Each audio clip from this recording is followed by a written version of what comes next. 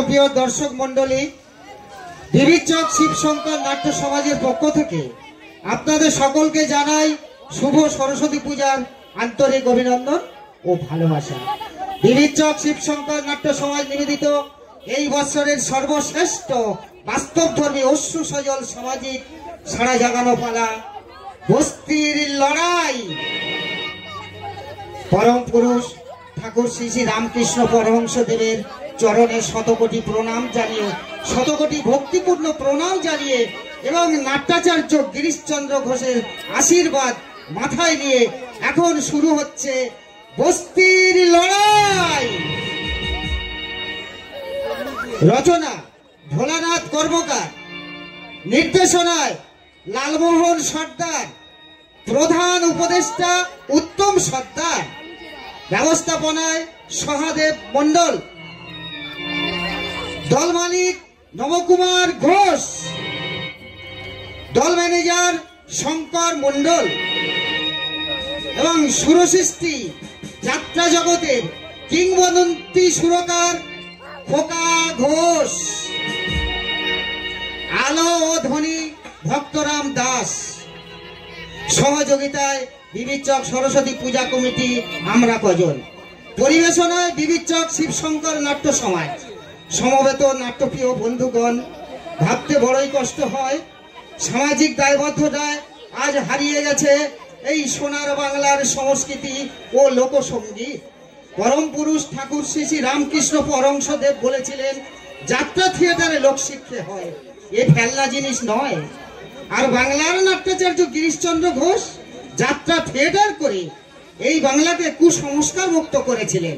সেই হারিয়ে যাওয়া স্মৃতি বুকে আঁকড়ে ধরে বিবিচক শিবশঙ্কর নাট্য সমাজ আপনাদের হৃদয় মন্দিরে উপহার দিতে চলেছে এক বাস্তবধর্মী অশ্রু সজল সামাজিক নাটক বস্তির লড়াই। বিনম্র নিবেদন লালমোহন সর্দার। এবং অভিনয়ে যারা যারা আছেন, বিশেষ চরিত্রে উত্তম সর্দার ও শঙ্কর মণ্ডল, দুধকুমার মণ্ডল, অজয় সিং ও চঞ্চল দে, খলনায়ক নবকুমার ঘোষ, প্রতিবাদী মুখ বিমল মণ্ডল, অভাবনীয় খল চরিত্রে দুধকুমার ঘোষ ও দীপক নাড়ু এবং কমেডিয়ান চরিত্রে লালমোহন সর্দার, পুলিশ অফিসার সোমনাথ মণ্ডল, হামিলদার হরেরাম দাস এবং দুষ্টু মিষ্টি নায়িকা লীলা চ্যাটার্জি। পৃথিবীর হাটে হারিয়ে গেছে ভালোবাসা, প্রিয়াকে আমার কেড়েছিস তোরা, ভেঙেছিস ঘর বাড়ি, সে কথা কি আমি জীবনে মরণে কখনো ভুলিতে পারি? সমবেত দর্শক বন্ধুদের আশীর্বাদ মাথায় নিয়ে এখন শুরু হচ্ছে বস্তির লড়াই। বস্তির লড়াই।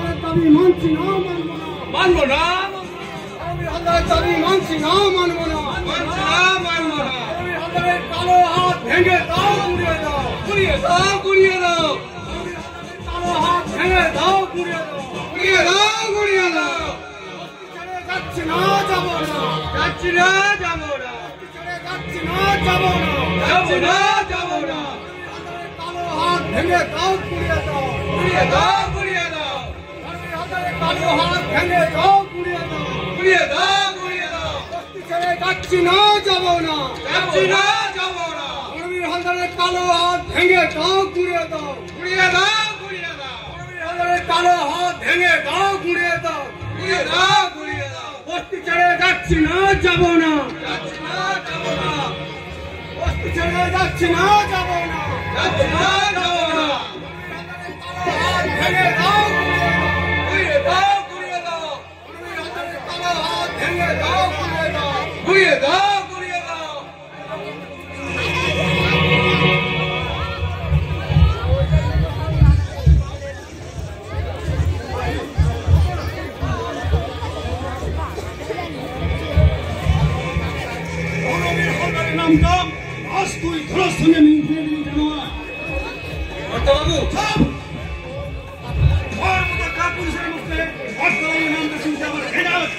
আর একবার আমার উপরে বিশ্বাস রাখুন, এই মানকে গুন্ডা মারার বদলে মার দেবেই দেবে। অনেকে ওই বস্তির অর্বাচীন গুলো কত সত্যি ধরতে পারে। ওই বস্তির সরল বোকা মানুষগুলোকে মদত দিচ্ছে ওই সালা মনোজ মিত্র। মনোজ মিত্র? হ্যাঁ, মনোজ মিত্র। দেবো ওর হারাম জায়গার হাত দুটো কেটে বাবু সেই ভালো হবে। আর আগে জানতে চাই তোর প্রস্তাব শুনে ওরা কি বললে? আমি বলেছিলাম বাবুর আদেশ 7 দিনের মধ্যে এই বস্তি ছেড়ে তোমরা মানে মানে অন্য কোথাও চলে যাও। আসলে ওরা কি বললে?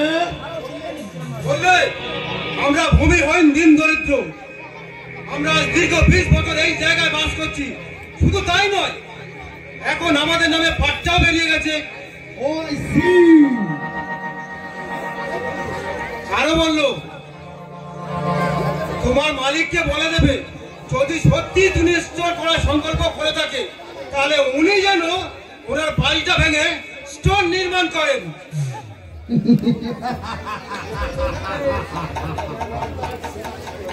ছোটনাথগুলোর স্পর্ধা সীমা ছাড়িয়ে গেছে। আমার আশ্রয় থেকে আমারই অন্য প্রতিপালিত হয়ে আমাকে খুন করার জন্য অস্ত্র তুলে ধরছে। এই অস্ত্র তুমি তোমার পিস্তলের গুলিতে টুকরো টুকরো করে আমরা তো আমার মাথায় খুন চলে গেছে। খুন মোকাবিলা করলে আমার এই গায়ে চালাটা মিটবে না। অত সব খুন খারাপি করার দরকার কি বাবা? তুই তা বুঝবি কেমন করে? আর তো তোকে একটু বোঝাবার চেষ্টা করে না। এই মত নামু বস্তুটি আমার জীবনে প্রথম মুহূর্তে কে কে বুকের সামনে এগিয়ে দিয়েছিল? আরে তুই বলতে চাস তোর উজ্জ্বল ভবিষ্যৎ আমি বন্ধ করে দিয়েছি? Yes, my father. তুমি তুমি আমার চলার পথে ধরে দিয়েছো ধারণা কাঁচের টুকরো। সুব্রত, আর আমার হৃদয় বাগানে এতদিন নানা রঙের ফুলগুলো পাপড়ি মেলে দুলছিল। আর তোমার দ্বিতীয় স্ত্রী কবিতা দেবী চক্রান্তে পড়ে সেই বাগানে তুমি হিংসার আগুন ধরিয়ে পুড়িয়ে ছারখার করে দিয়েছো। সুব্রত, তোমার দ্বিতীয় পক্ষের কনিষ্ঠ পুত্র স্বপন হালদার আমার হাতে অমৃতের পাত্র তুলে দিয়ে আমাকে পাঠিয়েছে ওই পূর্বশী। আরে সে তো স্বর্গরাজ্য।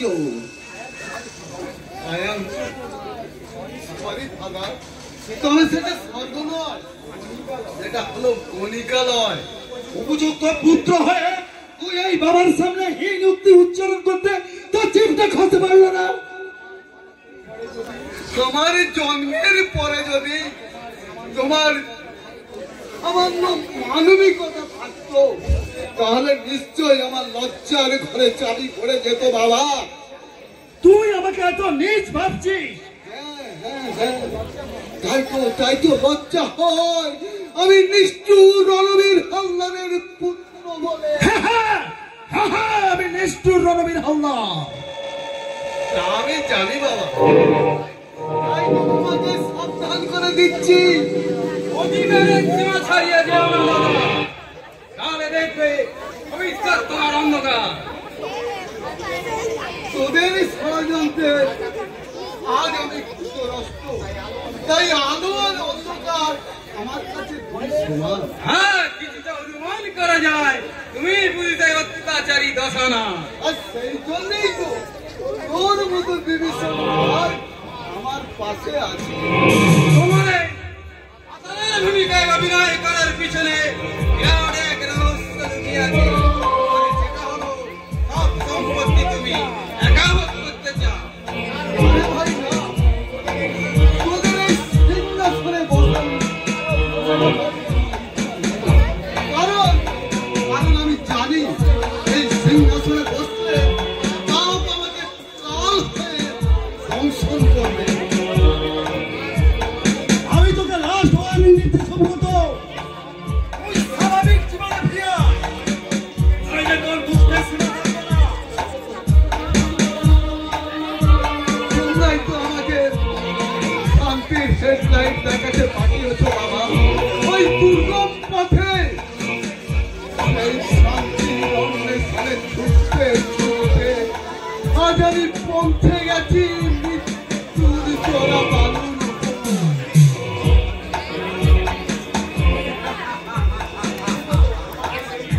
আমাকে আমাকে সেই চোরা বালুর অন্ধকূপে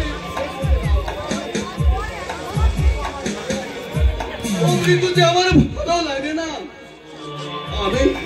আমি সম্পত্তি চাই না, গাড়ি বাড়ি কিচ্ছু চাই না, চাই শুধু একটুখানি শান্তি। তোমার সেই শান্তির ঘরে তুমি নতুন করে বিভেদের করো না বাবা, বিভেদের বীজের উপর অপদার্থ বংশের কুলাঙ্গের একটা সম্প্রত নিশ্চয়ই কোন মায়াবিনী রূপে মুগ্ধ হয়ে তারই কুপরামর্শে আমাদের সবাইকে খুন করতে চায়। এই জন্যই তো মাতালের ভূমিকায় অভিনয় করে চলেছে। No, never! আমার সন্ধানী দৃষ্টি থেকে এড়িয়ে যাবে সে কোন মায়ের গর্ভে। হ্যাঁ, অসলকাল আমি পূর্ণ হতে দেব না।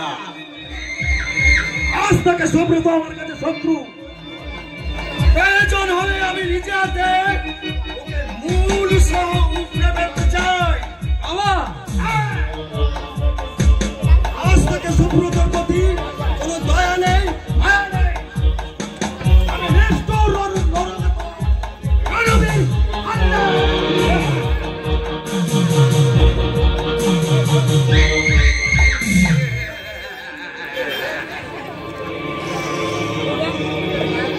তুমি ওকে দয়া করলেও আমি কিন্তু বিন্দু মাত্র ওকে দয়া করি না। তোমার ওই দয়ার ঘরের দাবি দিয়ে তোমাকে তৈরি করবো নিষ্ঠুর নির্মম জঞ্জাল।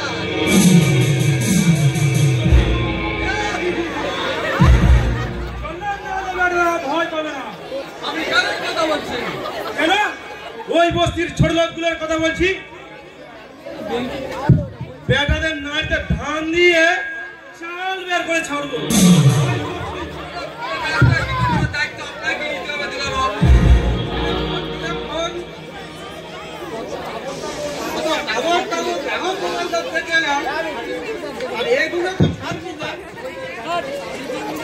যদি ওই বেটাদের তাড়াতে পারে তাহলে আমিও আপনাকে বেশ কিছু টাকা পাইয়ে দেবো।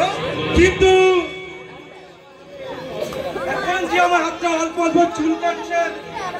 ঠিক আছে, 1000 খানেক টাকা রাখুন। আমরা হলাম সরকারি কর্মচারী, মানে শান্তি রক্ষক। আইনত ঘুরনোটা যেমন তেমন লাগছে না, তাহলে আপনি ঘুষ দেবেন না? নিজের হাতে ঘুষ নেওয়াটা আইনত অপরাধ। তাই টাকাটা মিষ্টি খান নাম করে পকেটে ঢুকিয়ে দিন। ও তাই বলুন। এই আপনার পকেটই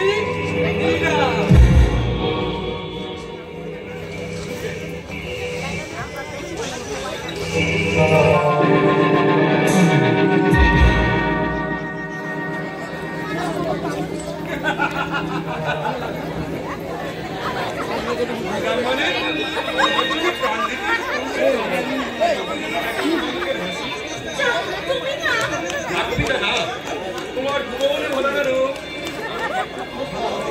নিজেতে করে দিলে না অবশ্যই না, মেয়েদের কিন্তু এত রূপের তারিফ করতে নেই জানো, মেয়েরা কিন্তু মায়াবিনী নদীর মতো। আমি জানো সারা জীবন তোমার ওই কালো নদীর মায়া জলে প্রেমের তরি বাইতে পারি। দেখো বাইতে বাইতে জানো অগ্রসর হয়ে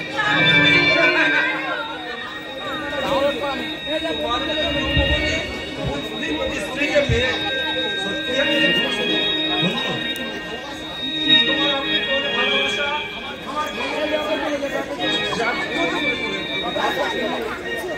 তাই বুঝি? তুমি আমার ভাগ্য লক্ষ্মী, কল্পনা সরস্বতী। হ্যাঁ গো মশাই, হ্যাঁ পুরুষ মানুষের পয়সা থাকে না, মেয়েদেরকে লক্ষ্মী বলা হয় গো, লক্ষ্মী।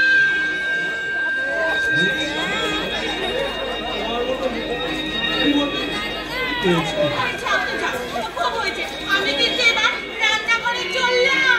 তার আগে একটু আরে না গো না, আরে ছাড়ো ছাড়ো, কেউ এসে যাবে।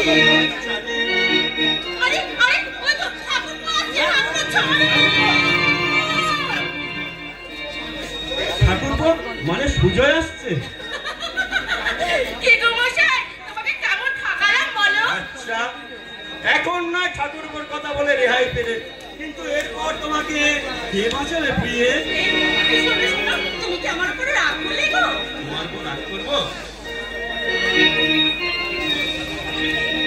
রাগ করবো যেদিন, সেদিনকে পৃথিবীর সবচেয়ে অপ্রিয় লাগবে কথা। স্বামী তোমার নামটা দুনিয়ার বুক থেকে মিশে দেওয়া যায় না। আর কি বলবো? এই মানকে গুন্ডার কাজটা তো আসার যাওয়া। অন্যদিকে একটু ঘোরাতে হবে। যে পদে বেশি বাধা বিঘ্ন, আমার সেই পদেই চলতে বেশি ভালো লাগে। মনোজ মিত্র, সে পয়েন্ট আমার জানা আছে। তোমার ওই সত্যি নিমেষেই নিস্তেজ হয়ে যাবে মনোজ মিত্র। কজনকে তুমি সামাল দেবে মানকে? তোমাদের ওই লাল চোখ দেখে ওই করে বুঝতে পারছি তুমি ঘরে ঘরে লুকিয়ে থাকবে না মানকে। বাহ, তোমার তো কথাগুলো বেশ ভারী সুন্দর আর দেখতেও মন্দ নয়। তাই বলতে কি থাকা হয় নাকি? তার জেনে তোমার লাভ কি হবে? নাম মানে এর আগে কোনোদিন দেখিনি তো। দেখলে কি করতে?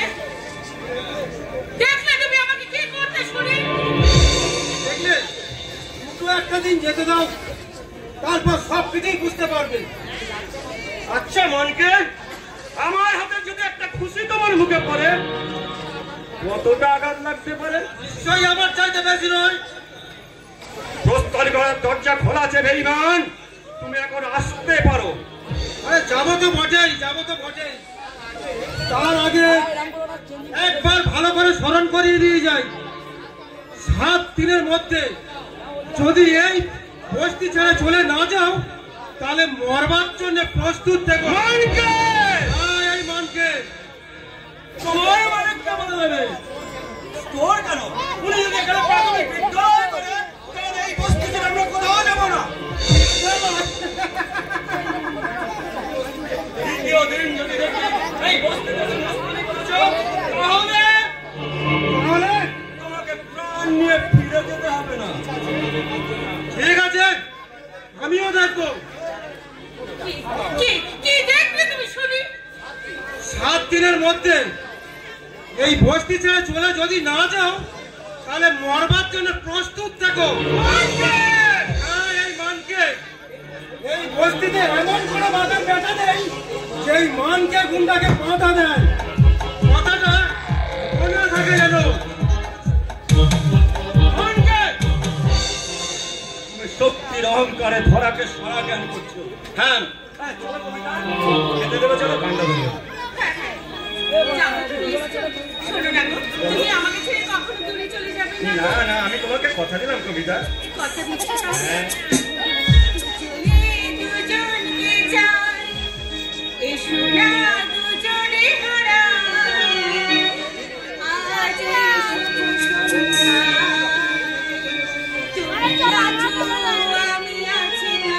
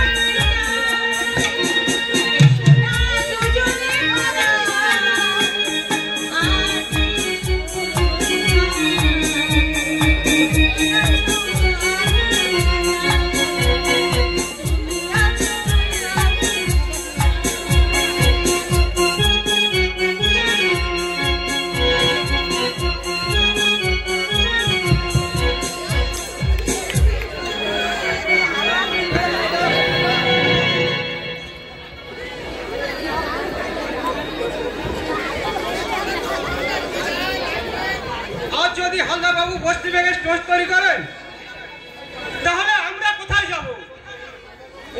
ওই হাজার লোকজন এসে আমাদের মা ছেলে মেয়েদের হাত ধরে টানাটানি করে। এই তো 10 দিন আগেকার কথা, কেদার কাকা যুবতী মেয়ে আসন থেকে রাতের বেলা তুলে নিয়ে চলে গেল। যদি এই অত্যাচার বন্ধ করতে চাস তাহলে সকলে ঐক্যবদ্ধ হয়ে আরো সরে চিৎকার করে বলতে হবে, আমাদের দেহে এক বিন্দু রক্ত থাকতেও বস্তি ভেঙে আমরা স্টোর করতে দেব না। তোরা দুই ভাই, আমাদের যা বলবি আমরা তাই করব। এই বস্তিতে শুধু আমি আর যোগুর মতো মূর্খ বাস করি না, ওদের মতো শিক্ষিতরা বাস করে। আমরা সকলের স্তরে সকলেই লড়বো। আমরা এই ধনী সমাজ ব্যবস্থাকে ভেঙে গুড়িয়ে ফেলতে চাই। ওরা আমাদের কুকুরে সামিল করে রেখেছে। ওই বস্তির অধিকাংশ মানুষ ওই হালদার ফ্যাক্টরিতে কাজ করে, মাইনে তো পায় না ঠিক মতো, আর বোনাসও দেয় না। সব জেনে শুনেও কেন আমরা ওই বস্তির লোভের যুবক কাছে মরবো? আবার মাথা না গলালো যে না খেতে পেয়ে অনাহারে মারা যাবো। থেকে তাড়িয়ে দিলে ও ছেলেদের কি খেতে দেবো? সেদিন ওদের ফুরিয়ে গেছে। এইবার আমরা বুঝতে শিখেছি আমাদের বস্তির মর্যাদা নদীর পায়ে বলি দেব না। আর আমরা কুম্ভকর্ণের মধ্যে ঘুমিয়ে থাকবো না। এবার বুক ফুলে পুরী সিংহের মধ্যে বলতে চাই, আজ আমরা জাগ্রত জনতা। আর সেই জনতার দাঁড় করিয়ে আমরা বদ্ধ পরিকর। সত্যি তোমরা মূর্খ। এই সুজয় আর মনোরথে স্বার্থ সিদ্ধের জন্য তোমাদের জীবনগুলো খনির কসাইখানায় বিক্রি করে দিচ্ছ। ভুল করছেন সুগন্ধবাবু। বলুন, এতদিন আমরা খনির কসাইখানায় বন্দী ছিলাম, তাই ওরা ইচ্ছা মতো আমাদের গায়ের মাংস পেতে মোটা মোটা মুনাফা লুটেছে। তুমি হয়তো ভুলে যাচ্ছ আর সামনে দাঁড়িয়ে কথাটা বলছো। জানি সুগন্ধ বাবু, আমি একজন উকিল, আর উকিলের ওকালতি সভা হয় আদালতে। লাল চোখ দেখাবেন না উকিল বাবু, আমরা লাল চোখ থেকে ভয় পাই না। এই হারু সর্দার আপনার বাড়িতে পাতা বেড়ে বসে থাকে না। তোমরা আমাকে গায়ক ভাবছো? না, আমি তোমাদের জায়গা। তাহলে বলুন, বিনা নিমন্ত্রণে আসার উদ্দেশ্য কি? উদ্দেশ্য এই যে হলুদের হালদার আর এই বস্তি এলাকা ওকে ইঞ্জেকশন জারি করতে চান। আল্লাহ বাবুকে বলে দেবে উনি যেন তাই করেন। তাতে আমি বলি কি, ওসব বাগবিবাদের মধ্যে না দিয়ে এই কম্প্রোমাইজ করেই ভালো। তাতে আপও মরবে না আর লাঠিও ভাঙবে না। তার মানে এই বস্তি এলাকা তোমরা ছেড়ে দাও। এর পরিবর্তে অবশ্য উনি ওই নদীর চরের পাড়ে তোমাদের ঘর তৈরি করে দেবে। উকিলের মাথা তো বন্দি ভালোই খেতেছেন দেখছি। আর হালদার বাবু স্বার্থের কালো হাত আমাদের গলা টিপে ধরবে। ভাগ্য যখন প্রতারণা করে তখন আঙুল ভালো চোখ হয়। তাই হয়েছে তোমাদের গন্তব্য। হালদার বাবুকে বলে দেবেন আমরা এই বস্তিতে আছি এবং ভবিষ্যতে থাকব। একটা কথা মনে রাখবেন, অরণ্যে বাস করে সিংহের সঙ্গে বিলাস করা মোটেই উকিল বাবু! সিংহ বিরাট শক্তিশালী হতে পারে, কিন্তু বিপদে পড়লে উচ্চ ইঁদুরের সাহায্যই তাকে নিতে হয়। ভালোই হলো। জ্বর সর্দি হাঁপানি হলে যেমন ডাক্তারের লাভ, তেমনি মামলার বাকরদামা হলে উকিলের লাভ। লোকটা কেমন বাজি দেখলি তো?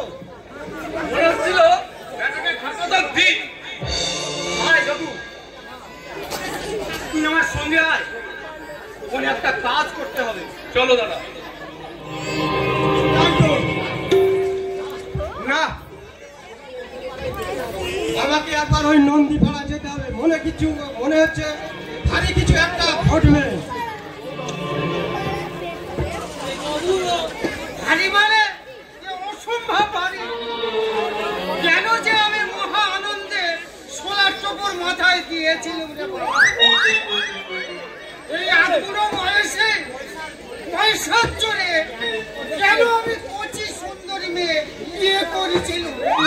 এর আগে আমি তোমার মোটা মেয়ে বিয়ে করতে পারেন করিনি জানো?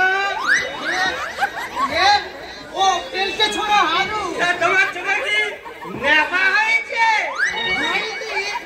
তবে হবে। এই শালা হারু, সেদিন তো বেশ ভুজুক ভাজুক দিয়ে সুদের ওপর টাকা নিয়ে এলি।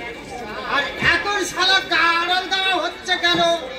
বিশ্বাস করো দাদু, এখন আমার হাতে একটাও পয়সা নেই।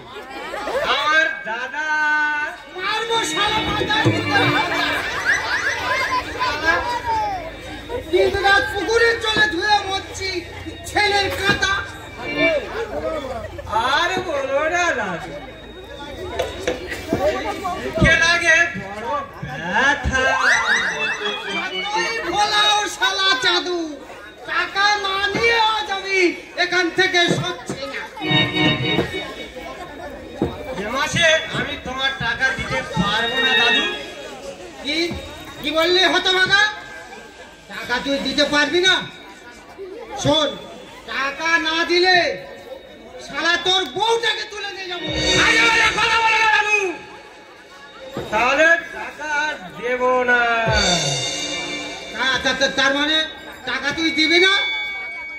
ওরে পাপে মরবি, মুখে রক্ত উঠে মরবি, কেসে কেসে মরবি।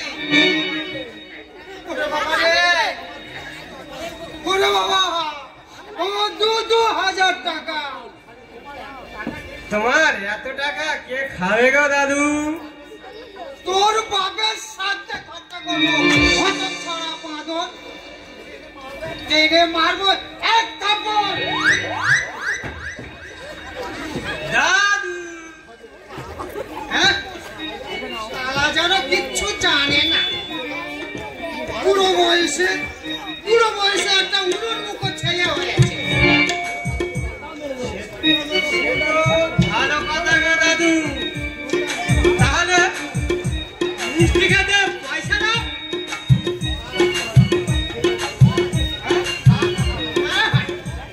ছেলে তো নয়, জানো শালা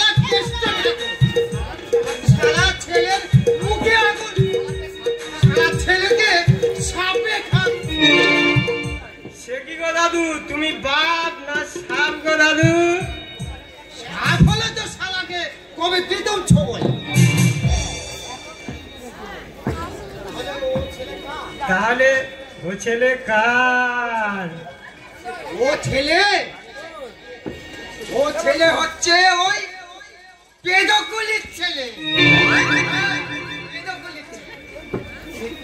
সে কি গো দাদু? তাই তো ওই পেদকুলিকে নিয়ে তোর দিদিমা সে কি মাথা আমার বেলা সাগর, আর ওই পেদকুলির বেলা মাংস, আরো কত কি তুই জানিস? আরো কত কি তুই? তোমার ধারণা ভুল গো দাদু। ও ছেলে তো তোমার তো হতে পারে। তোর কুষ্টির মাথা।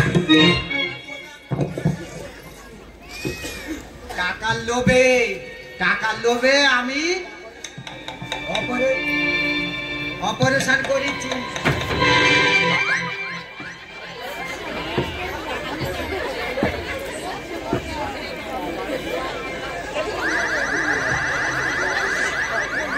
দাদু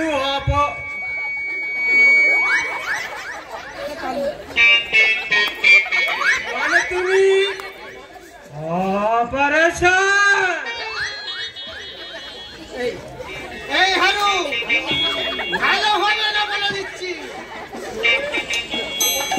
ছেলে পুলে হলো না, তার আগে তুমি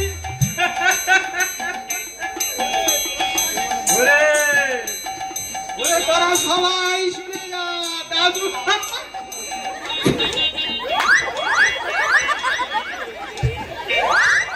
দাদু অপারেশন করিয়েছে। এই মরেছে শালা, ছোট লোকের কাছে কি বলতে আমি কি বলে বলেছি? এই, আমার টাকা দে, আমার টাকা ফেলা লাগে। টাকা তো দেবই না দাদু। 1000 টাকা না দিলে ওই পাড়ার সবাইকে ডেকে ডেকে বলে দেবো ওই মোটা দিদিমা এই শালা পেদের সঙ্গে প্রেম করেছে। তামাশা করিস রে হারু, আসলটা না হয় তুই পরে দিবি, সুদটা দিয়ে দাদু ভাই। একটা পয়সা দেব না। এই আমি চললাম ঘরে। ওরে বাবা রে, ওরে বাবা।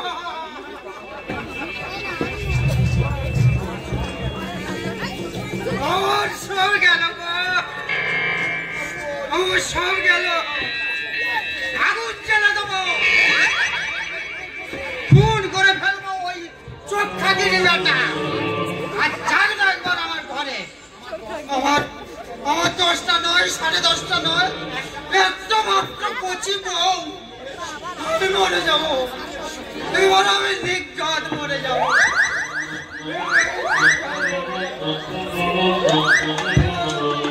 নির্ঘাত মরে যাবো।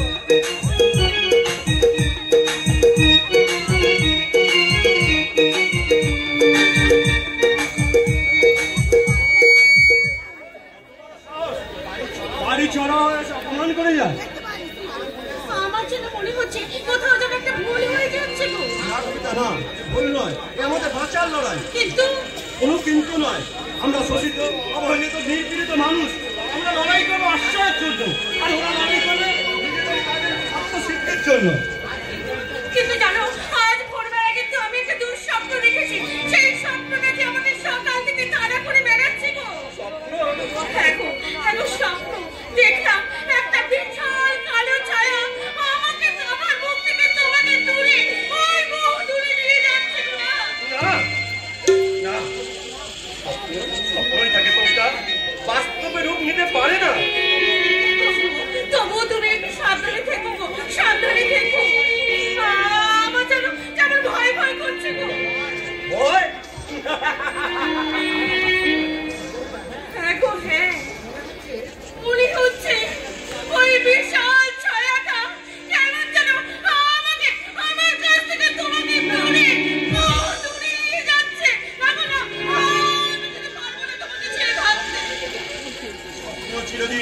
স্বপ্নই থেকে যায়, স্বামী। বাস্তবে রূপ দিতে পারে না কবিতা। তুমি দেখো, আর কেউ কোনোদিন এই বস্তিতে এসে বলার সাহস পাবে না। স্বামী, হ্যাঁ, কেউ কোনোদিন আসতে পারবে না। আমরা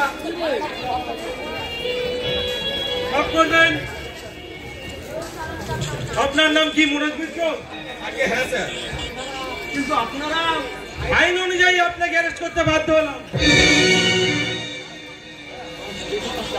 আমার অপরাধ আপনি একটা খুনি আসামি। না না না, আমার স্বামী খুনি আসামি হতেই পারে না। সেটা আদালতই প্রমাণ হবে। আমি যে খুন করেছি তার কোনো প্রমাণ আছে? ইয়েস, আপনি যে ফ্যাক্টরিতে চাকরি করেন তার আইডেন্টি কার্ড মৃত লাশের পাশে পাওয়া গেছেন, এবং যে ছুরিতে মিস্টার গুপ্ত খুন হয়েছেন সেই ছুরির ফলায় আপনার নাম খোদাই করা হয়েছে। না, না না, এই মিথ্যে কথা স্যার, এই মিথ্যে কথা। আপনি আমার স্বামীকে ধরে নিয়ে যাবেন না। আমার জীবনটা ভয়াবহ করে তুলবেন না স্যার, তুলবেন না। আই এম সরি ম্যাডাম, আমি সরকারি কর্মচারী, সুতরাং আপনার কথা বিশ্বাস করে আইনকে অগ্রাহ্য করে নিজের ভবিষ্যৎ নষ্ট করতে পারি না। স্যার, না না না স্যার, দয়া করে আপনি আমার স্বামীকে বাঁচান স্যার, বাঁচান। আমার জীবনটা যে একেবারে হাহাকারে মরে যাবে স্যার। আইনকে অগ্রাহ্য করার ক্ষমতা কারণে কাল রাত্রে আপনি নাইট ডিউটি করছিলেন। তার মিস্টার গুপ্ত যখন রাত্রি 12টার পর খুন হয়, আপনার স্টাফের 50 শ্রমিক তা নিজের চোখে দেখেছে, আর এটাই মানবী হালদারের অভিযোগ।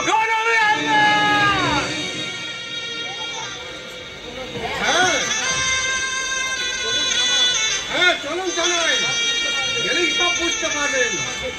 আমাকে বিনা অপরাধে সত্যি যদি সাজা পেতে হয়, তাহলে আপনাদের এই সত্য ভরা পৃথিবী আমার প্রতি হিংসারে বন্ধু শিখায়, জ্বালিয়ে পুড়িয়ে ছাড় কর। আপনাদের কথা এই সমাজ ব্যবস্থাকে আমি একবার ভেঙে চুরমার করে দেবো।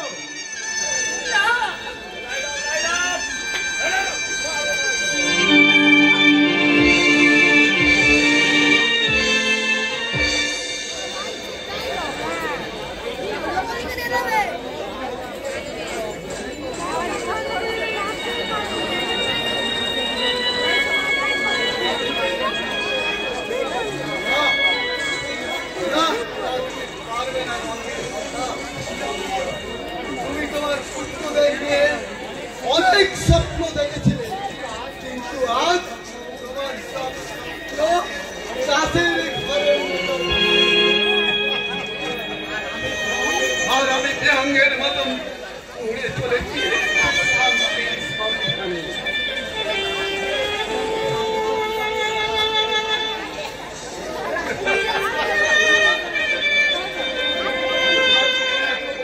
ঘরে দেখবো এবারে জগৎটাকে কেমন করে ঘুরতে আর জীবন্তরের ঘুরতে পারবে। ভুলের জ্বালা, তাই ভাবছেন বাবু? ঠিক তাই। আপনি এত অক্লান্ত পরিশ্রম করে লেখাপড়া শিখেছেন, বাট ভাই কাজ করছেন না কেন? কে বলেছে? কে বলেছে আমি কোনো কাজ করছি না? দস্তুর মতো ওই সংসার আদালতে বকেই চলেছি। সংসার আদালত? সংসার আদালত কোনো আইনের ধার ধারে না। আইন? যাদের টক্করা আমাদের যে আইনের মুখ বন্ধ করে যায়, সেই আইন আপনি মদের নেশায় আচ্ছন্ন, তাই ভবিষ্যতের কথা চিন্তা করার অবকাশ পাচ্ছেন। আপনি কি জ্ঞানের ভান্ডার উজাড় করে দিতে পেরেছেন? No, no, my friend. ভাষা আমার ভান্ডার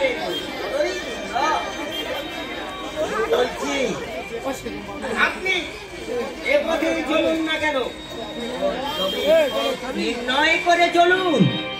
পথ নির্ণয় করার সময় আর নেই সুব্রত বাবু। আপনার বাবা এর কোনো অধিকার করেন না?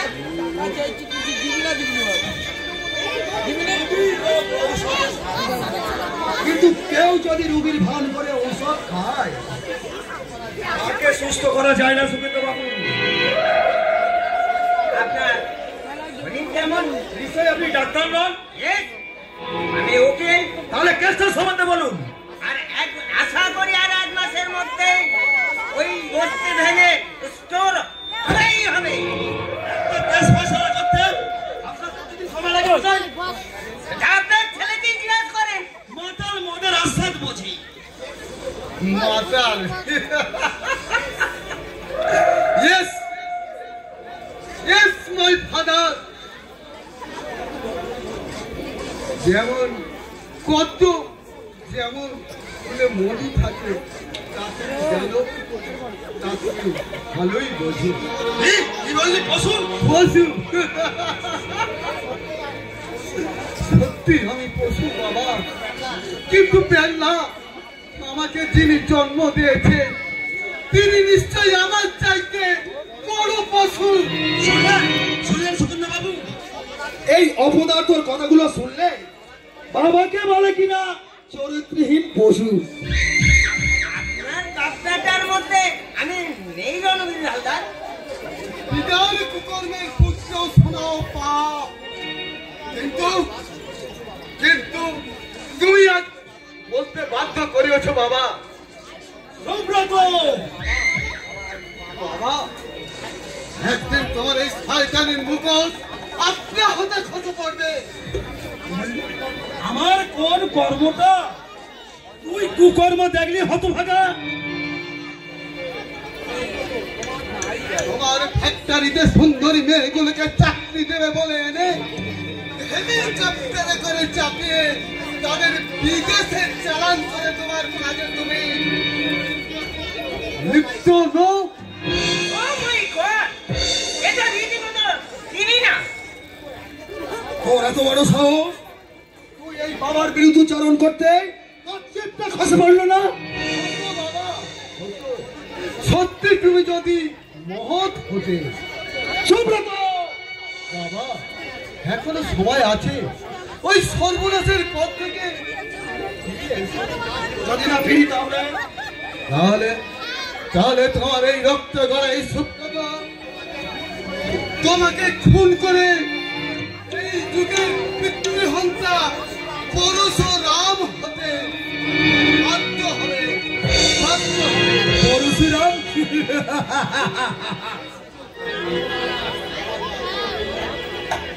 সে সুযোগ তোকে দেব না, আপনি বলব বেঈমান।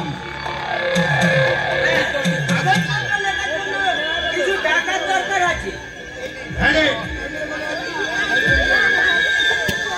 5,000 টাকা আছে। একদম স্যার, আমি এখন আসছি। দরকার হলে পরে আবার আসবো।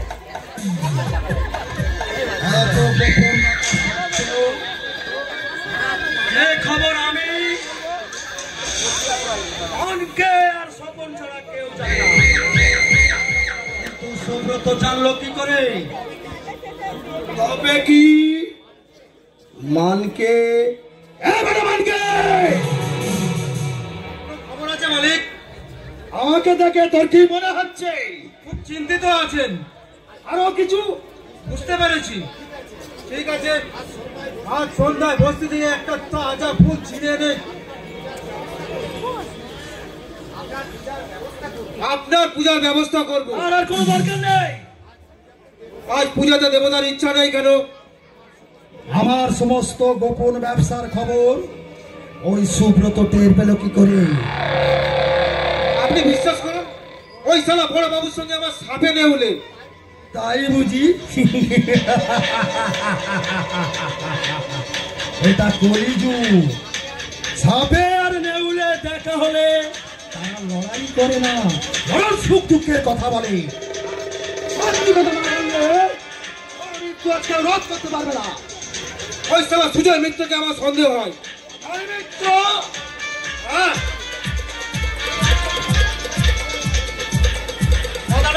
তো বড় বাবুর কাছে প্রকাশ করেছে। মিত্র, হ্যাঁ সুজয় মিত্র সুজন রমণীকে পাচার করছি বুঝতে পেরে ওই সারা কুত্তার বাচ্চা আমার পিছু নিয়েছিল। ওর সমস্ত রক্ত চুষে আমি খেয়ে নেবো। সেই ভালো হবে। হয়তো রাস্তা দিয়ে সুজয় আর তার বৌদি হেঁটে যাচ্ছে। এক গুলিতে দুই পাখিতে। আমি এখনই যাচ্ছি বাবু, আমি এখনই যাচ্ছি কর্তাবাবু, আমি এখনই যাচ্ছি।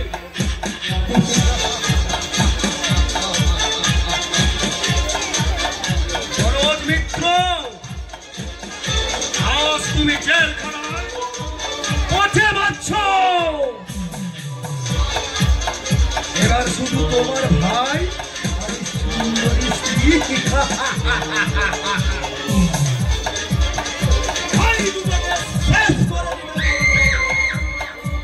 সোনার সংসার শ্মশান হয়ে যাবে। আমার প্রতিজ্ঞা, অস্থি ভেঙে আমি স্টোর করবই করব। কাল থেকে ভাগ্যে আমি বন্ধ করে দেবো। তারপর দেখবো আমার ওই পা ধরে সে ক্ষমা চায় কি না।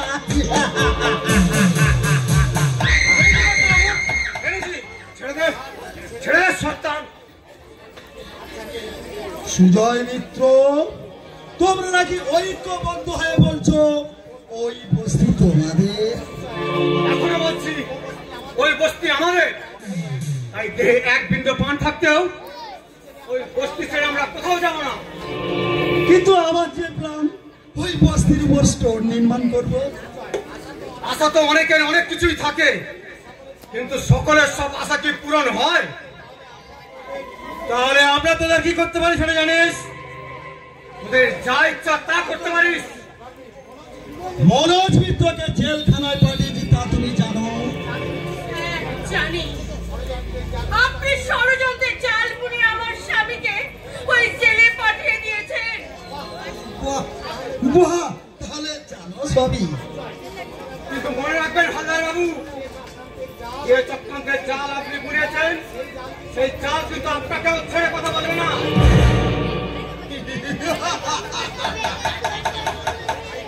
তাই নাকি?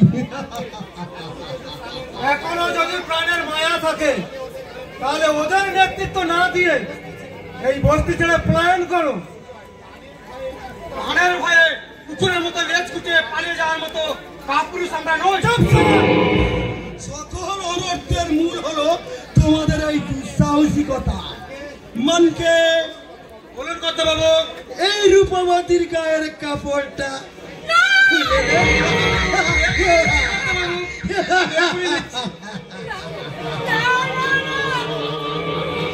এসো এসো মহাভারতের নায়িকা, এসো মহাভারতের নায়িকা দ্রৌপদী। এইবার কলির দুঃশাসন তোমার বস্তু হরণ করি। দেখো দেখো তোমার কৃষ্ণ ভগবানকে দেখি দেখি যে কোন আবরণ দিয়ে তোমাকে লজ্জা থেকে এগিয়ে রক্ষা করতে এগিয়ে আসে।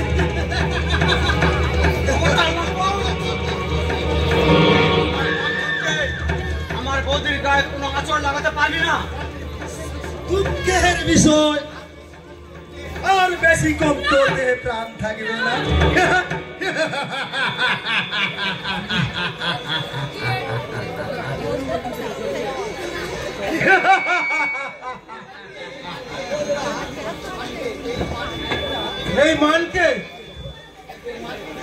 এই মানকে কোনটা একবার যদি কিছু নিতে হাত বাড়ায় তা না নিয়ে তো ফেল না।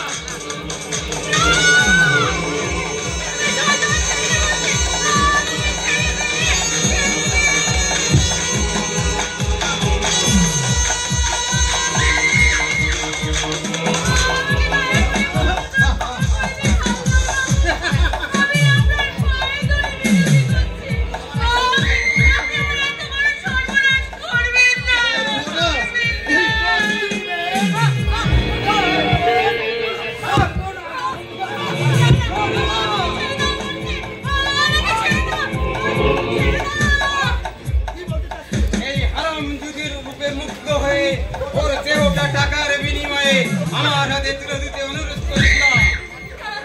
বাবু ওই হারামজাদি তার বিনিময়ে আমার গায়ে দিয়েছিল থুতু, আজ ওকে সেই থুতু জিভ দিয়ে চেটে পরিষ্কার করে দিতে হবে। মনে রাখো, তোমারও বিবাহযোগ্য বোন বাড়িতে আছে, আরো একদিন এই অবস্থায় হতে পারে। বলছি, আপনার মেয়েকে যদি ওই বস্তিতে তুলে নিয়ে গিয়ে তার বস্ত্রহরণ করান, তখন নিশ্চয় অনুভব করতে পারবেন ওই বস্তি মেয়ের ইজ্জতের দাম আপনার মেয়ের ইজ্জতের চাইতে কতটা তফাৎ। সেদিন তার জীবনে কোনদিন আসবে না সুজয় মিত্র। আনকে এই নেব তো একটু অ্যাসিড আছে।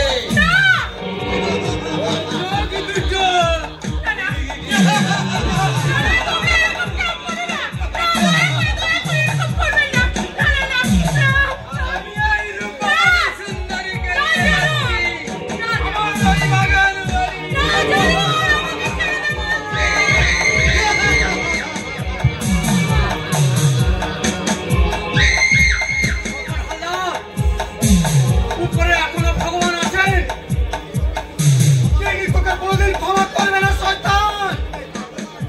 ভগবান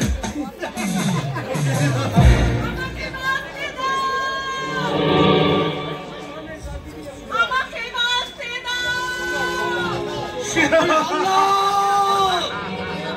তোর মাথাটা আমি চিবে খাবার শয়তান। শেষ।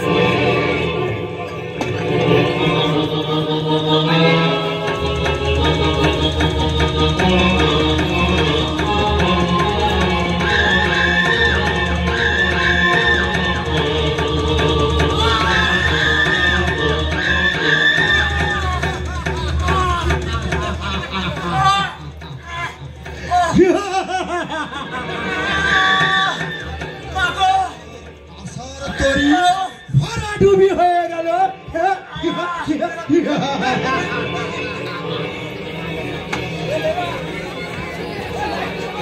ওই কবিতা সুন্দরী দেহটার উপর তোমার লোভ কিছু কম ছিল না, কিন্তু ওই ছোট বাবু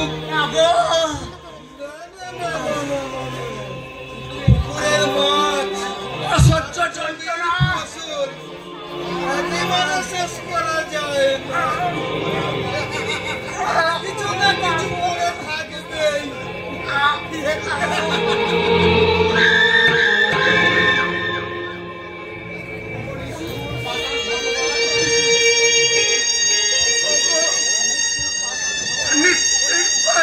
ভগবান, তুমি আছো না মরে গেছো।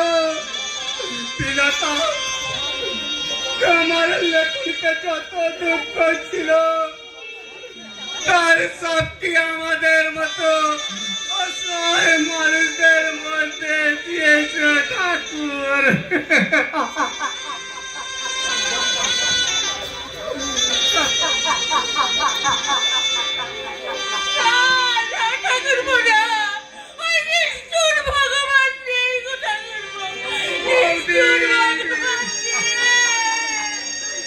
আমার কালে চিন্তা মেরে তোমার কলঙ্কের কালি মুছে দাও।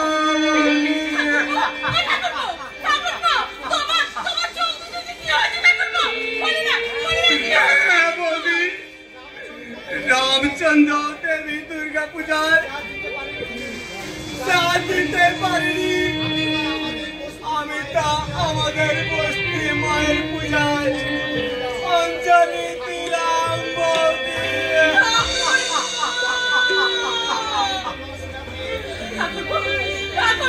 আমি যে একটা নষ্টাবে, তাই তোমার এই সংসারে নিয়ে আর থাকা চলে না ঠাকুরপো, থাকা চলে না। না বৌদি না, তুমি তাই পারো না। আমাকে পৃথিবীতে একা রেখে তুমি পরবারে চলে যেতে পারো না বৌদি। ঠাকুরপো, আমি যে কলঙ্কিনী হয়ে গেছি গো ঠাকুরপো।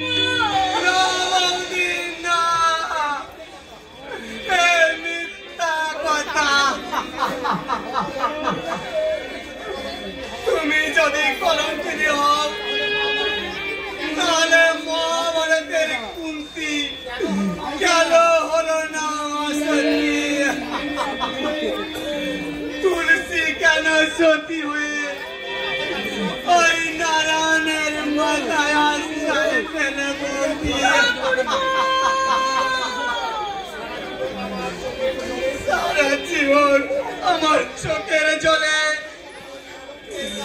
তোমার এই কলঙ্কের কালি ধুয়ে মুছে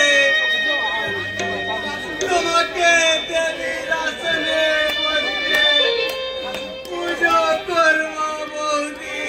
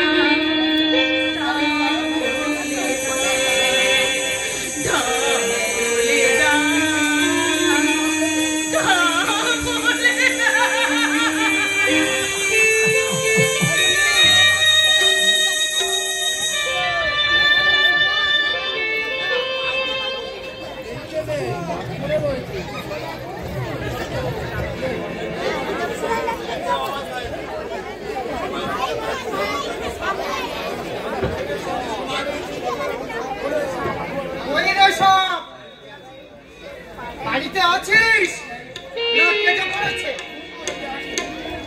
খুন করে ফেলবো, আগুন জ্বেলে দেবো, সব কটাকে আমি খুন করবো।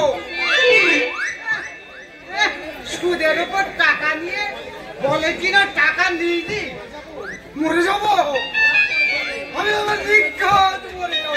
বন্দুককে মরবে গা দাদু। তোর বয়ের দুঃখে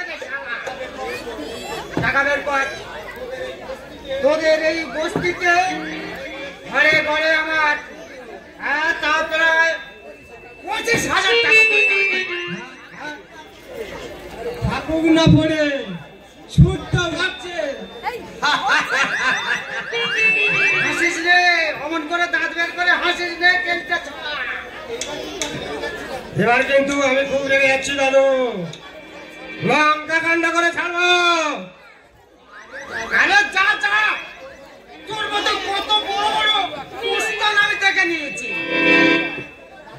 দাদু চুপ ছাড়া, টাকা ফেল, টাকা ফেল, নইলে তোর মাথা নিয়ে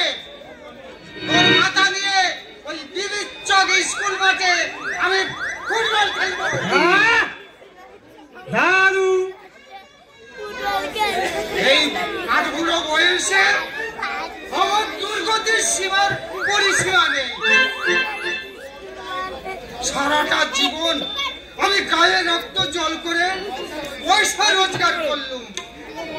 এই আজ বুড়ো বয়সে একটু সুখে থাকবো বলে একটা কোচি থেকে বিয়ে করলাম। স্বামী দেবতা কি অমূল্য সম্পদ। সাবিত্রী, বেহুলা, এরা নাকি সব ওই মরা স্বামীকে নাকি বাঁচিয়েছিল। আর এখনকার মেয়েরা সেই স্বামীর বুকে 3টে লাথি মেরে বলে কিনা কই আমার বউ তো বলে না। তোর বউ তো আর লেখাপড়া শেখেনি, তোর বউ তো লেখাপড়া শেখেনি, আর বলতেও সাহস পায় না। একটু একটু লেখাপড়া শেখা, তারপর সব বুঝতে পারবে। আচ্ছা দাদু, ওই স্বামীরা মরলে বউদের কি লাভ হয়? কৃষ্ণ লীলা হবে রে দাদু, কৃষ্ণ লীলা হবে। কি লীলা হবে গো দাদু? শালা তোর বইয়ের মাথায় দাদু বের কর শালা টাকা বের কর। হারাম জাদা নচ্ছর, আজ 10 দিন তোকে আমি গরু খোঁজা করছি। তাই নাকি? টাকা দেবো, তার আগে একটা কথা জিজ্ঞাসা করবো দাদু। ওটা কর না, কি জিজ্ঞেস করবি তোর? তুমি নাকি অপারেশন করিয়েছো?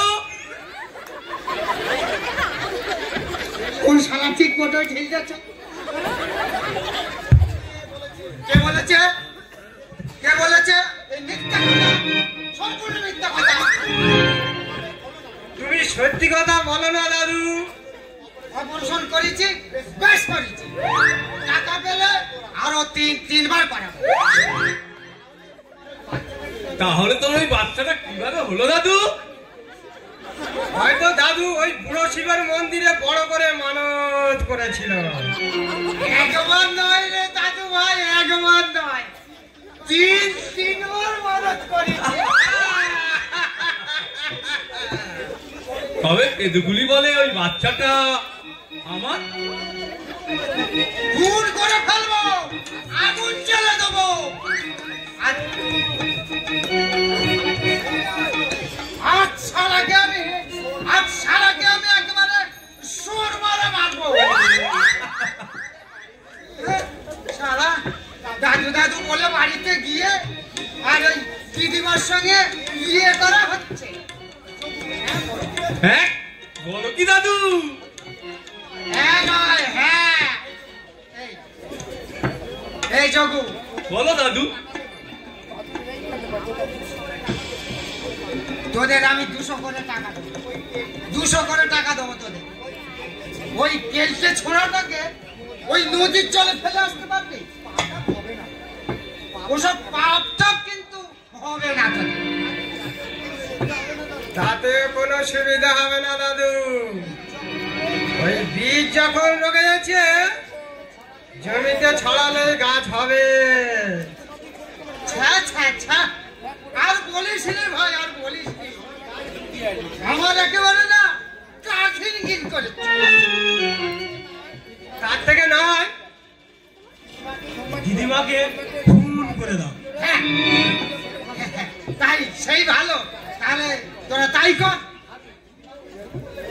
আচ্ছা দাদু, তুমি ওই মোটা দিদিমাকে খুন করলে কত টাকা দেবে? কি বললি? চুপ শালা। এই তো তুমি এক্ষুনি বললে। শালা, আমার বউকে তোরা খুন করবি বললি? তুমি তো বললে দাদু। তোদের তোদের 2 শালাকে আমি ওই পুলিশে দেবো বলে। শালা, ভালো হোক মন্দ হোক, বউ তো পাশে না থাকলে আমার চোখে ঘুম আসে না। আমি এই মাত্র দেখে এলাম পেদুকরি তোমার বাড়ি থেকে যাচ্ছে। সত্যি বলছিস? হ্যাঁ সত্যি? হ্যাঁ। এই শালা পেদো, খবরদার বলছি শালা আমার বাড়ি ঢুকবে না। শালা আমার কচি বউ ঘরে একলা ঘুমোচ্ছে। শালা খবরদার আমার বাড়ি যাবি না। শালা যাচ্ছে, দাঁড়া, তোর বাবা যাচ্ছে। আগে যাও, যাচ্ছে যাচ্ছে, তাড়াতাড়ি যাও দাদু।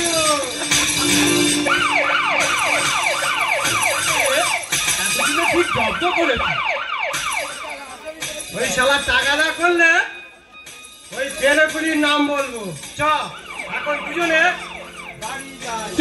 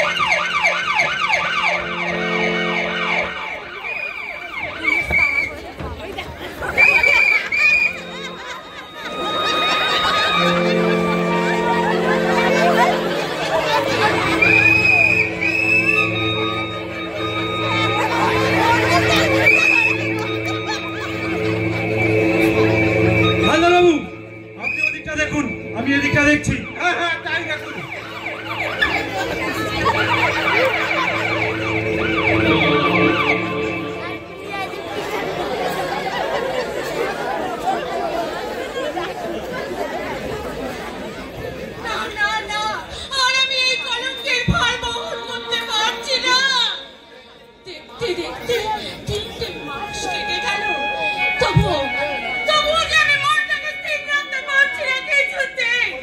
ওই কেউটে বাচ্চার স্বপ্ন ঢাললাম, যে বিষ আমার শরীরে রোপণ করে দিয়েছে, সেই বিষের জ্বালা দিয়ে আমি আর সহ্য করতে পারছি না। না, আমার ওই তিল তিল করে মরাচ্ছে, আমার বরঞ্চ বিষ খেয়ে মরাটাই অনেক অনেক ভালো, অনেক। আমি বিষ খেয়ে মরবো। বৌদি, বৌদি, ঠাকুরপো, আমাকে তুমি ডাকছো? তুমি কি কিছু বলবে ঠাকুরপো?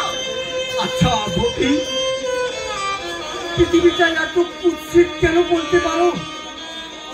আচ্ছা ঠাকুরপো, তুমি একটা কথা বলো তো, তুমি সব সময় কেন আমাকে তোমার কাছে কাছে রাখতে চাও? বলো না, বলো।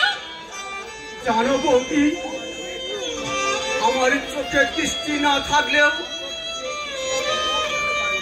এই অন্তর দিয়ে কিছুটা অনুভব করতে পারি। তো তোমাকে অহরহ হাতছানি দিয়ে ডাকছে। ঠাকুরপো, তুমি ওই কলঙ্কের হাত থেকে মুক্তি পাওয়ার জন্য বিষ খেয়ে আত্মহত্যা করতে চাও? কিন্তু এছাড়া যে আমার আর অন্য কোনো উপায় নেই যে ঠাকুরপো। না না না না বৌদি, আমি তোমাকে মরতে দেবো না। কতক্ষণ তুমি আমাকে আগলে আগলে লাগবে ঠাকুরপো? মৃত্যু যে আমার শিহরে অপেক্ষা করে দাঁড়িয়ে আছে। তোমাকে ধরে রাখার মতো ক্ষমতা হয়তো আমার নেই বৌদি, কিন্তু তাই বলে তুমি আমাকে ব্যথায় কাঁদনে কাঁদিয়ে চলে যেতে পারো না বৌদি। বলো না বৌদি, পারবে? নিয়তিকে মায়ার বাঁধন ছিন্ন করে তাকে তুমি বোঝো না ঠাকুরপো, তাকে তুমি বোঝো না। জানি বৌদি, জানি। ছোট্টবেলায় আমি মাকে হারিয়েছি। মাতৃস্নেহ কাকে বলে তা আমি জানি না, কিন্তু তোমার মতো দেবী প্রতিমাকে বৌদি রূপে পেয়ে আমি ভুলে গেছি। ঠাকুরপো, তুমি আমার মায়ের অভাব পূরণ করেছো বৌদি। ঠাকুরপো,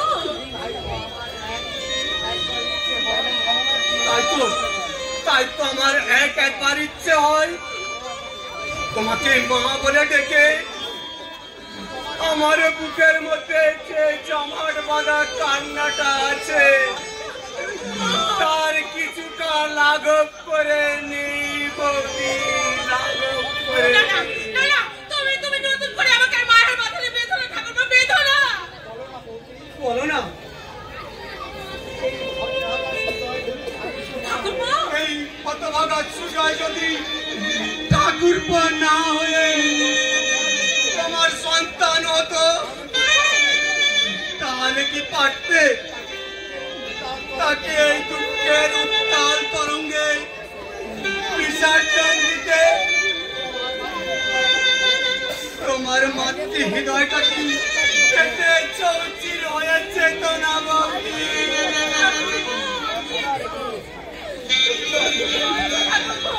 আমি যে মা হয়নি ঠিকই, কিন্তু আমি যে মেয়ের চাই, তাই মা হওয়ার স্বপ্নটা আমার আছে ঠাকুরপো, আমারও আছে। বলো না বৌদি, সারা জীবন তোমার এই অন্ধ ছেলেটাকে তুমি চরণ চরণ করে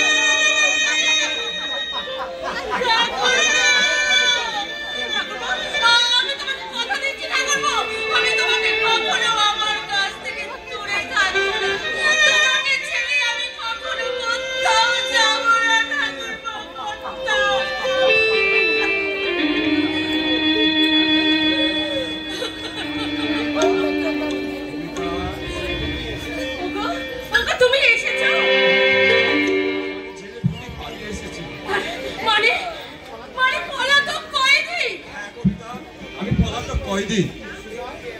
সুজয়, তোর এই অপদার্থ খুনি দাদাকে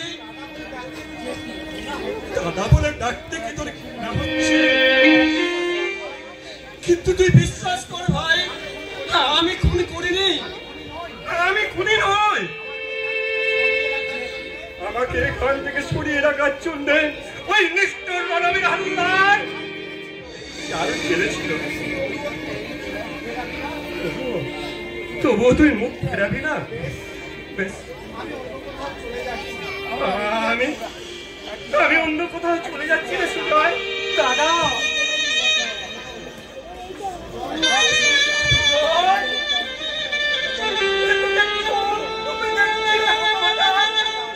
দাদা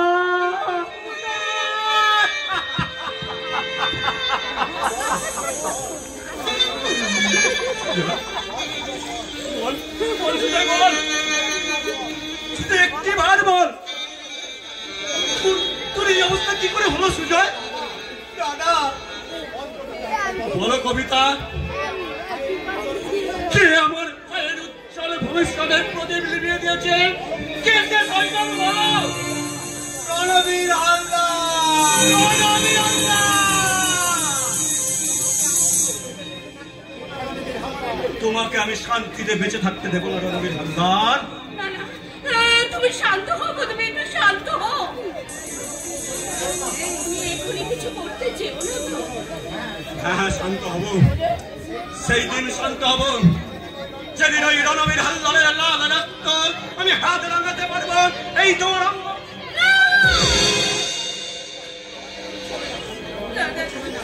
তুমি আমাকে ছবে না। আমার নারীত্ব যে হারিয়ে গেছে গো, হারিয়ে গেছে। ওই স্বপন হালদার আমার সারা শরীরটা একেবারে মোদের ইচ্ছা জ্বলিয়ে পুড়িয়ে চার কারি করে দিয়েছে।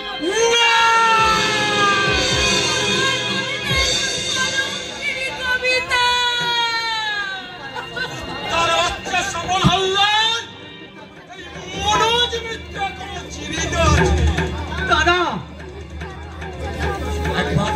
একবার ভালো করে দেখতে সুজয়, আমি জেগে আছি না ছেলেখানা ছোট্ট ঘরে শুয়ে শুয়ে স্বপ্ন দেখছি? না দাদা না, এ স্বপ্ন নয়, সত্যি ওই স্বপন হালদার আর রণবীর হালদার আমাদের। না, এরা আমাকে সৎভাবে বেঁচে থাকতে দিল না। তোদের জীবনে পূর্ব মুহূর্তে এই মনোজ মিত্র মৃত হয়ে গেছে।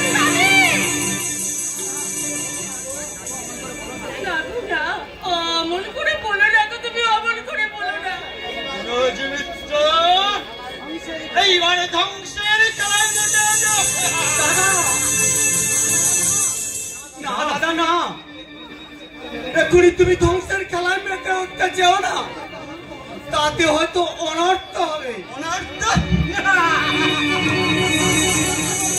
আজ আমার দু চোখে জ্বলছে প্রতিহিংসারে জ্বলন্ত আগুন, মনের মধ্যে জ্বলছে প্রতিশোধের বাণী। আমি চিন্তার্থ, আমি ক্ষুধার্ত, তাদের রাখতে আমার ক্ষুধার।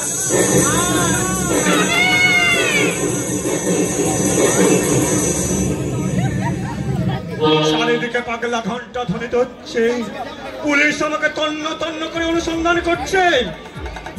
আমি কারো স্বামী নই, আমি কারো দাদা নই, আমি বৈশাখী উল্লাসে রক্ত পিসা।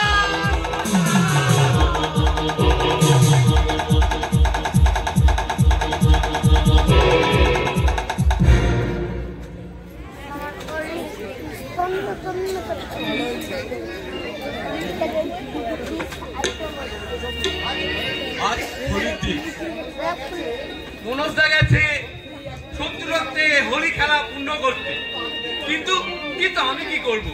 হ্যাঁ, মনে পড়েছে সেদিন আসার পথে দেখি মীনাক্ষী স্কুল থেকে বাড়ি ফিরছিল। তার সেই লাবণ্য ওই রূপ আমাকে কিছুক্ষণের জন্য পাগল করে দিয়েছে। তাই ভালোবেসে তাকে তার হাতটা ধরতে গেছিলাম, সঙ্গে সঙ্গে মারল এক চড়। আমি ওকে ছেড়ে দেবো না।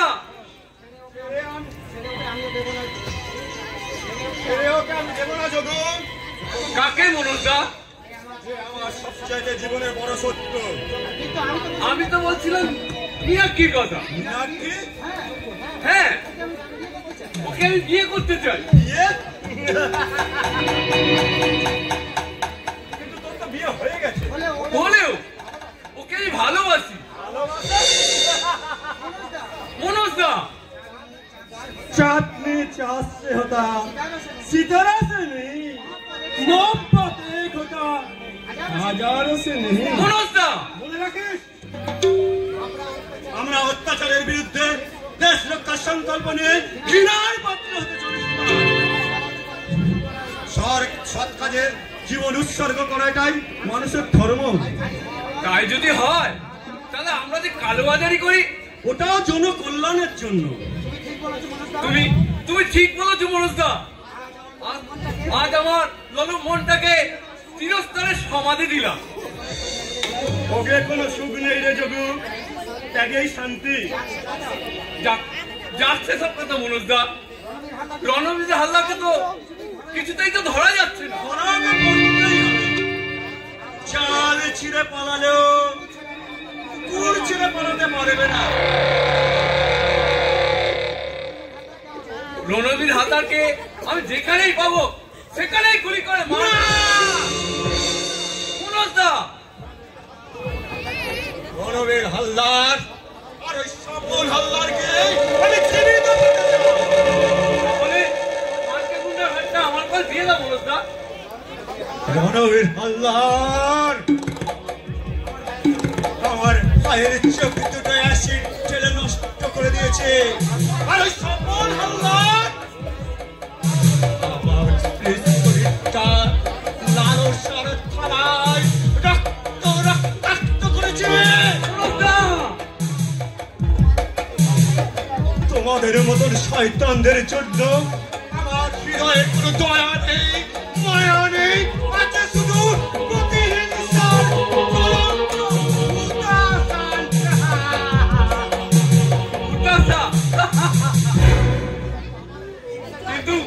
কিন্তু আমার প্রতিহিংসা কার বিরুদ্ধে? ওই ছয় বাচ্চা মাংকে গুন্ডার বিরুদ্ধে। বস্তির সকলেই জানে যোগুর এবং গীতা তার দাদার সঙ্গে ঝগড়া করে আত্মহত্যা করেছে। কিন্তু না, আমি পরে জেনেছি জঙ্গলে কাঠ তুলাতে গিয়ে সেই সুযোগে মাকে আমার বোনকে দর্শন করেছে। তাকে বাঁচতে দেয়নি। তার গর্ভে সন্তান আসার জানতে পেরে সে আত্মহত্যা করেছে।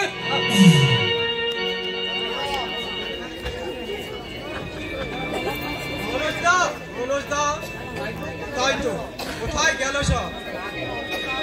রাতের অন্ধকারে ছুটতে ছুটতে এলাম, কিন্তু কাউকে তো দেখতে পাচ্ছি না। গোপন সংবাদ আছে। হালদার বাবু আজ দুপুরে কলকাতায় গেছে ভাড়া করা গুন্ডা আনতে। আমাদের এই বস্তি থেকে তাড়াবে বলে। হালদার বাবু যে কলকাতায় গেছে ভাড়াটে গুন্ডা আনতে, খবরটা তুই জানলি কি? আমার থানার বড় বাবু ওই দুলার বর্মন বলেছে। আমি পলাতক কয়েদি, তাই আমাকে গ্রেফতার করার ষড়যন্ত্র তৈরি করেছে। না মনোজদা, দুলাল বাবু দীর্ঘদিন হালদার বাবুর সঙ্গে কাজ করেছে, এ কথা সত্য।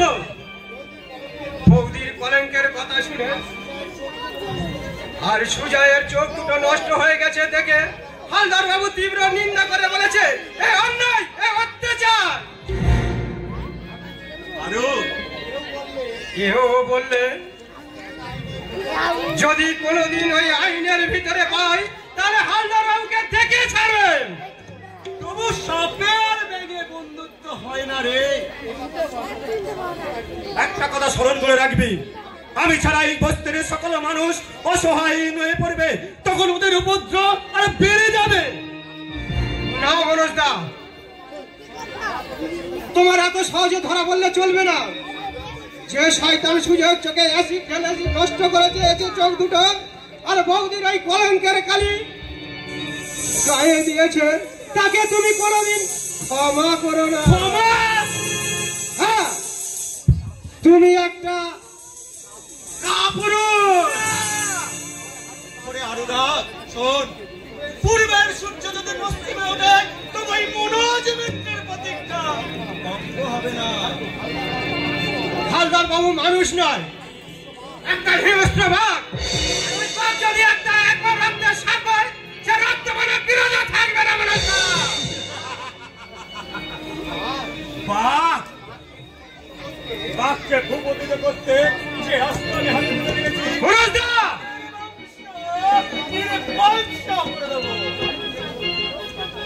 সেই আশায় বিগল হয়ে থাকলে চলবে না মনোজদা। হ্যাঁ দাদা, আমার দেহটা সাপে কাটা দেহের মতো ছটফট করছে, আর সেই জ্বালা জুড়াবে ওই শত্রুর রক্তে।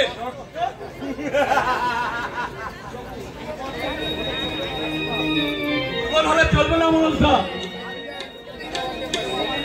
কিন্তু পুনরায় কয়েক যদি আবার বৌদির যৌবন নিয়ে হোলি খেলতে আসে, তাহলে সেই হোলি খেলার প্রাণ খেলার হবে তুই। শত্রুর রক্তে বস্তির মাটি লালে লাল করে দিবে মনোজদা। আমি মারতে না পারলেও মরতে তো পারবি। তবু ওই ঘরের কোণে মুখ লুকিয়ে বসে মা বোনের ইজ্জত ওই রক্ত লালুম শয়তানদের পায়ে লঞ্চিত। তাহলে আমারও শেষ কথা শুনে রাখো মনোজদা, বস্তির মুখে বিল্ডিং হবেই হবে, তবে সেটা স্টোর নয়। ওই মনোজদা, হ্যাঁ মনোজদা, হ্যাঁ, সেটা আমি নিজে হাতে নির্মাণ করবো। সবে সেটা স্টোর নয়, রণবীর হালদার, স্বপন হালদার আর সোয়া বাচ্চা মানিকা মুন্ডার সমাধি। আর সেই সমাজের গায়ে রক্ত করে দেখা থাকলে ওই নেই মানে বাচ্চাদের কুকুরদের কাহিনী। মনোজদা, ওদের শয়তানের চাবুক এই মনোজ মিত্রের হাতে ঘর থেকে তুলে নিয়েছে। চাবুক মারতে মারতে সর্বাঙ্গে রক্ত রক্তাক্ত করবো। তখন এই ভয়ঙ্কর চাবুকের আঘাত সহ্য না করতে পেরে যখন আকাশ পাতা চিৎকার করে বলবে আমাদের বাঁচাও, আমাদের বাঁচাও, তখন আমি হাসতে হাসতে বলবো না। মনোজদা, তোদের চুল্লু আমার কোনো দয়া নেই, মায়া নেই, আছে শুধু প্রতিহিংসার জ্বলন্ত